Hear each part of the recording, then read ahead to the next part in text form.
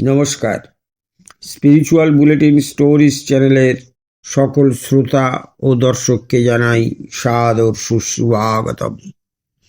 সাধন ভজনের ভাষা যেসব উপলব্ধি বা দর্শনাদি হবে তা গুরু ছাড়া আর কাউকেই বলবে না।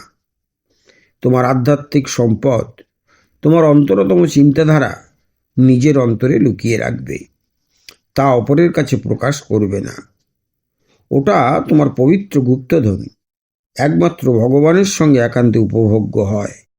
সেই রকম আবার তোমার দোষ ত্রুটি ও অনাচারের কথা অপরের কাছে বলে বেড়াবে না। তাতে আত্মসম্ভ্রম খোয়াবে ও অপরের কাছে হীন বলে প্রতিপন্ন হবে। নিজের দোষ দুর্বলতা ভগবানকে জানাবে ও তার কাছে প্রার্থনা করবে যেন তিনি সেগুলো শোধরাবার শক্তি দেন, বললেন স্বামী বিরজানন্দজি।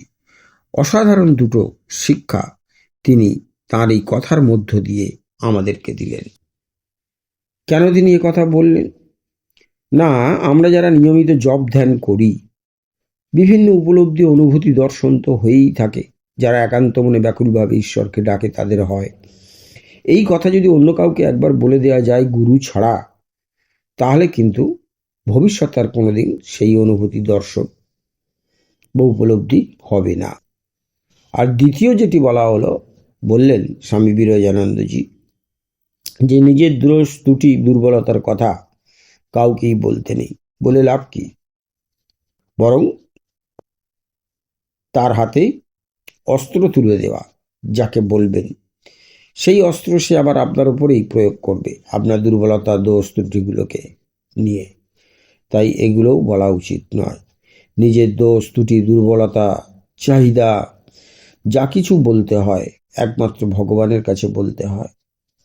আশা করি আজকের আলোচনা আপনাদের খুব ভালো লেগেছে। আর ভালো লেগে থাকলে প্রতিদিন যেভাবে লাইক শেয়ার কমেন্টস করেন তেমন করবেন। আর যারা এখনও আমাদের এই চ্যানেলটি সাবস্ক্রাইব করেননি তারা অবশ্যই চ্যানেলটি সাবস্ক্রাইব করে আমাদের পাশে থাকবেন। সকলে খুব ভালো থাকুন, আনন্দে থাকুন। নমস্কার, ধন্যবাদ।